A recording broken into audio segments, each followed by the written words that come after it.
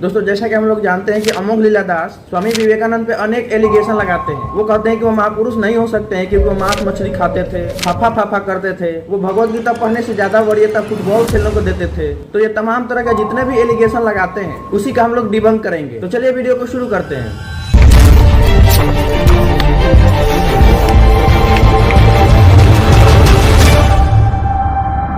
तो पहला नंबर आरोप लगाते हैं कि वो मछली खाते हैं तो महापुरुष कैसे हो गए।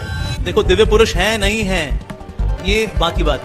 पहली बात, कोई भी दिव्य पुरुष किसी जानवर को मार के खाएगा क्या? वो मछली खाएगा? मछली को दर्द होता है? और अगर विवेकानंद अगर मछली खाए, ठीक है, तो क्या एक सिद्ध पुरुष मछली खा सकता है?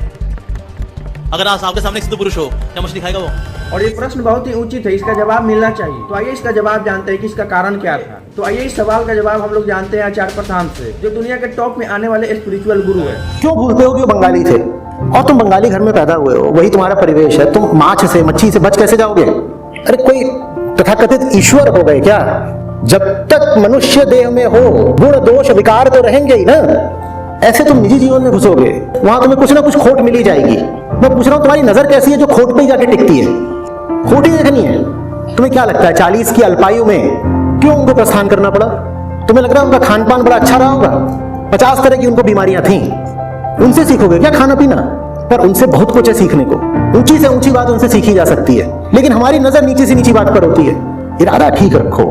अगर ये चाहोगे कि तुम्हें कोई परफेक्ट व्यक्ति मिले तभी उससे सीखोगे, तो तुम किसी से नहीं सीखने वाले।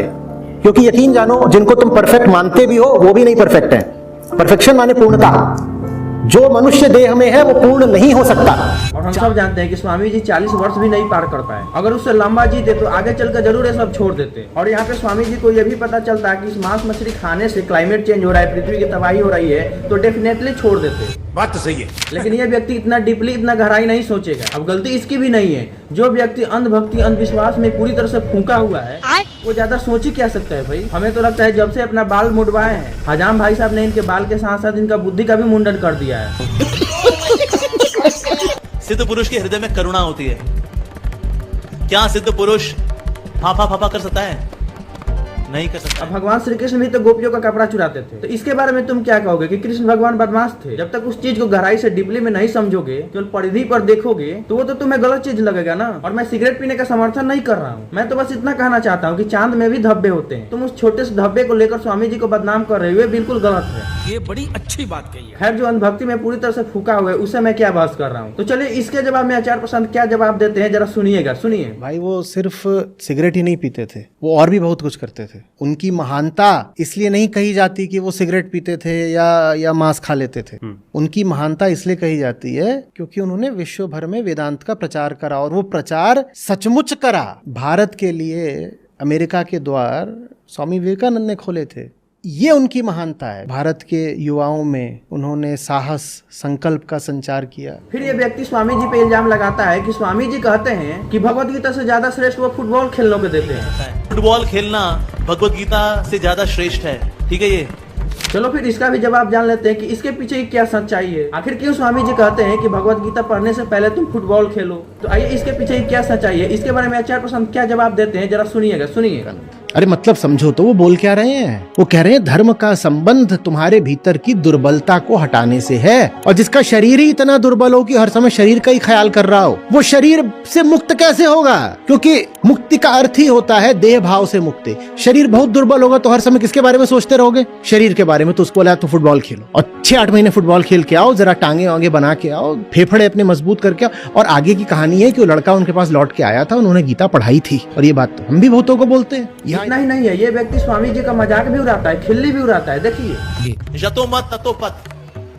कोई बोले अच्छा अगर मेरे को पहुंचना है ऑस्ट्रेलिया तो कैसे पहुंचेंगे? तो यतो मत ततो पथ। जिस रास्ते से निकलना है निकल जाओ। सब रास्ते ऑस्ट्रेलिया जाते हैं। वो निकल गया, एक अंटार्कटिका निकल गया वो।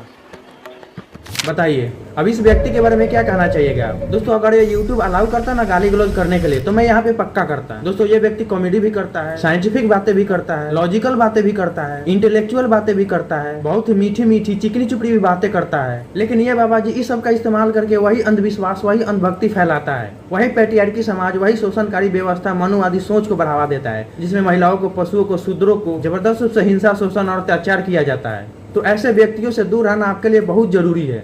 आप इनकी बातों सुनिएगा तो आपको लगेगा कि कितना उच्च लेवल का बातें कर रहा है, कितना महान व्यक्ति है, कितना हाई फाई बातें कर रहा है। लेकिन आप गहराई से सोचिएगा तो वही मनुवादी सोच, वही पैट्रियार्की समाज, वही शोषणकारी व्यवस्था को बढ़ावा देते हैं। केवल इन जैसे ब्राह्मणों का ही बल्ले बल्ले है। वही अंधविश्वास, वही अंधभक्ति फैलाते हैं जो कोई भी सी ग्रेड का बाबा फैलाता है। बस इस व्यक्ति का तरीका कुछ और है। साइंटिफिक बातें करके आपको ले जाएंगे, इंटेलेक्चुअल बातें करके आपको ले जाएंगे, समझदारी की बातें करके आपको ले जाएंगे, हर तरह का बात आपके साथ करेंगे। लेकिन मेन मोटिव क्या रहता है, मेन मकसद क्या रहता है? वही जो सी ग्रेड बाबा जी लोग जिस अंधविश्वास और अंधभक्ति को, शोषणकारी व्यवस्था को बढ़ावा देते हैं, इसी को तो ये भी बढ़ावा देता है। तो दोस्तों हमारे ख्याल से तो जो सी ग्रेड बाबा है उससे भी खतरनाक ये बाबा लोग हैं। तो ऐसे व्यक्तियों से दूर रहे। उम्मीद है कि हमारी ये बात आपको समझ में आई होगी। अगर वीडियो अच्छी लगी हो तो लाइक करिए, सब्सक्राइब करिए, कमेंट करिए और वीडियो को शेयर तो जरूर करिए।